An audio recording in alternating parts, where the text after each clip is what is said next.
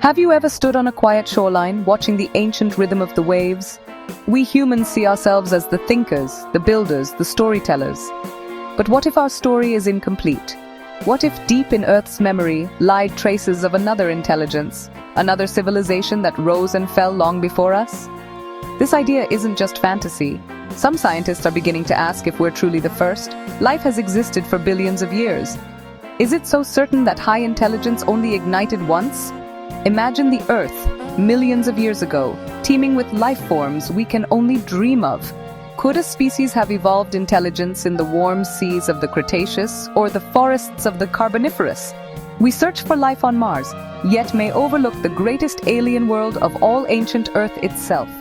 The clues to this forgotten past might be buried deep beneath our feet, encoded in layers of rock. The search for this hypothetical first intelligence is a journey into the unknown, forcing us to confront the limits of our science and imagination. We're used to thinking in human timescales, but this quest demands we think in epochs, millions of years. The evidence, if it exists, would be subtle, twisted and eroded by nature. A ghost story told by geology. And like any good ghost story, it begins with a haunting question. Are we alone, not in the universe, but in the history of our own world? What does it mean to be an intelligent species? We often define it by our own reflection, our languages, art, tools, and science. But perhaps this definition is too narrow. When we look at the animal kingdom, the lines blur. Dolphins communicate with complex sounds, crows use tools, octopuses solve puzzles. These are signs of minds at work. The difference between human and animal intelligence may be one of degree, not kind. We've built a cumulative culture, but that doesn't mean other forms of intelligence aren't profound. A species could have a deep understanding of its world without ever building a city. Their intelligence might be expressed in ways we haven't learned to recognize. So, when searching for a lost intelligent species, what should we look for? We can't assume they'd be like us. They might not have used tools. Their intelligence could have been social, ecological, or even chemical. They might have communicated through light, scent, or magnetic fields. To find them, we must de-center ourselves and be open to minds that operate on different principles. The real challenge isn't just finding a fossil, but expanding our definition of intelligence. Only then can we hope to recognize a mind truly different from our own. The Earth's crust is a library of ancient history, each layer a page from a different era. Sometimes geologists unearth objects that don't fit the accepted narrative, out-of-place artifacts or ooparts. Most are explained by geology, but a few remain mysterious, whispering of deep time. The Klerksdorp spheres, found in 3-billion-year-old rock, have grooves that puzzle some scientists.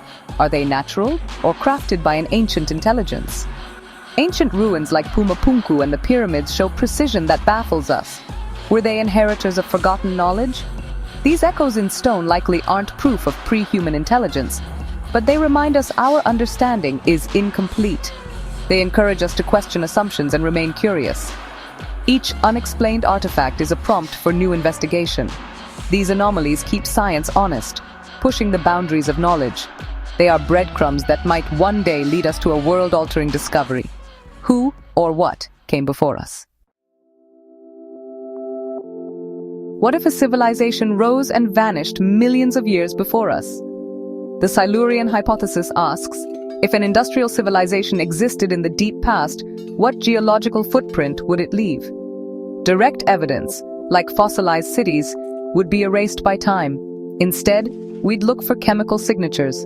An industrial civilization would alter the planet's chemistry, burning fossil fuels, changing atmospheric and oceanic composition. These changes would show up as spikes in certain elements and isotopes in the geological record. Scientists have found abrupt climate events, like the Paleocene-Eocene thermal maximum, with massive carbon releases. While volcanoes are the leading explanation, the Silurian hypothesis offers a speculative alternative. Could ancient global warming have been industrial in origin? It's a long shot, but it changes how we view the deep past. For every theory about a lost world, there's a strong voice of scientific skepticism. Most paleontologists doubt a pre-human industrial species existed, based on the fossil record and evolution. If such a species existed, the evidence would be obvious. fossils, tools, quarries, yet we find none. The absence of evidence is considered strong evidence of absence. Fossilization is rare, but we've found millions of fossils and none point to a lost civilization. Evolutionary arguments also weigh in. Human-level intelligence required a unique, improbable sequence of events. The odds of this happening twice, only to be erased, seem infinitesimal. Chemical signatures like those proposed by the Silurian hypothesis can be explained by known geological phenomena, volcanoes, methane releases. Science favors the simplest explanation. Earth's geology is strange and powerful enough without inventing a lost civilization. The idea is exciting, but extraordinary claims require extraordinary evidence. For now, the skeptics remain unconvinced. One of the greatest challenges is comprehending deep time. Our lives span decades, our history a few thousand years, but Earth's story is written in billions. The time since modern humans appeared is a mere blink. This immensity makes finding evidence of a past civilization incredibly difficult. Time is a destructive force. Our cities would crumble in centuries, vanish in thousands, and be recycled by plate tectonics in millions. The odds of any structure surviving 60 million years are virtually zero. Fossilization is rare. Only a tiny fraction of organisms become fossils, and we've found only a fraction of those. If a pre-human species existed briefly or in limited numbers, the odds of finding them are vanishingly small. Deep time erases history, grinding mountains to sand and burying evidence under miles of rock. We might be looking at the evidence now, not recognizing it for what it is. A strange sediment layer, a metal concentration. These could be the last whispers of a lost world. The challenge is learning to listen for these whispers amid the noise of geology. Deep time is both our greatest obstacle and our greatest mystery. Let's imagine, what might a pre-human intelligent species have been like? Evolution is creative. Intelligence could have arisen in the oceans, among cephalopods, or in insect colonies.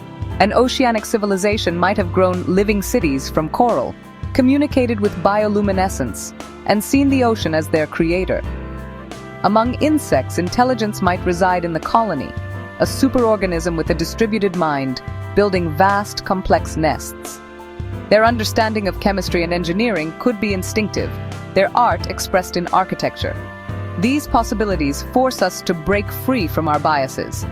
Our way of being is just one among countless others. A species without hands might develop telepathy. One underground might navigate by sound. Imagining these worlds is more than fantasy. It's an exercise in humility. It reminds us our intelligence is not the only path.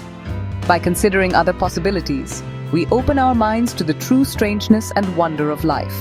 The story of intelligence could be far richer than we've ever imagined, and we may only be one chapter in a much longer book.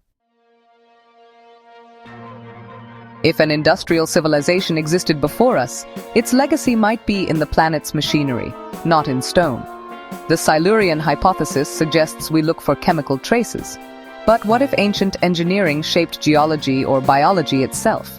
Could coal and oil deposits be remnants of a deliberate carbon sequestration project by a lost civilization? What if plate tectonics was influenced by ancient planetary engineering? Their work would be indistinguishable from natural geology, a ghost in the machine. Proving a natural process is artificial is nearly impossible. But the idea is a powerful metaphor. The past might not just be buried, but actively shaping our present. We could be living inside the ruins of their greatest creation, a planet engineered for life. The question of whether we're Earth's first geniuses is about more than history. It's about our future. If another species rose and vanished, what does that say about our own civilization's fate? Our achievements may not be unique, but part of a repeating planetary pattern. This humbling thought shifts us from masters to custodians of Earth. We have a responsibility to the systems that allowed us to evolve, and might one day give rise to another intelligence. Our geological signature, carbon, plastics, extinctions, will be the evidence future species might find. We are creating our own Silurian hypothesis. What will future geologists think when they find our layer in the rocks?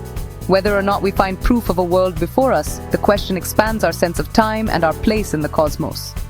How we live with that knowledge will define the legacy we leave for whatever or whoever comes next.